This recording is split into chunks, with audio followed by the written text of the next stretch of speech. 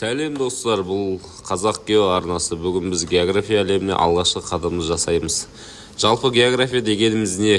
Грек тілінен алғанда гео жер, графо сипаттау дегенді білдіреді. География нені зерттейді? География жер бетін, табиғат құбылыстарын және адамның іс-әрекеттерін зерттейтін ғылым. География бізге таулар қайда орналасқанын, өзендер қалай ағып жатқанын және адамдар қай жерде өмір сүретінін түсіндіреді.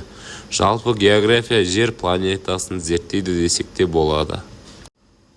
Сондай-ақ бізге ең қызықты мәліметтерді береді. Мысалы, ең биік тау Гималай тауы, оның ең биік шыңы Эверест деген сияқты. Ең үлкен мұхит Тынық мұхиты, ең ұзын өзен Ніл өзені деген сияқты қызықты мәліметтерді береді.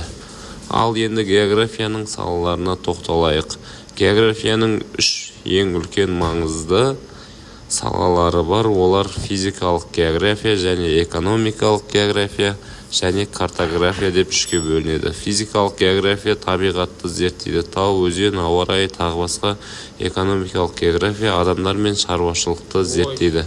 Картография жерді карта түрінде бейнелеу дегенді білдіреді.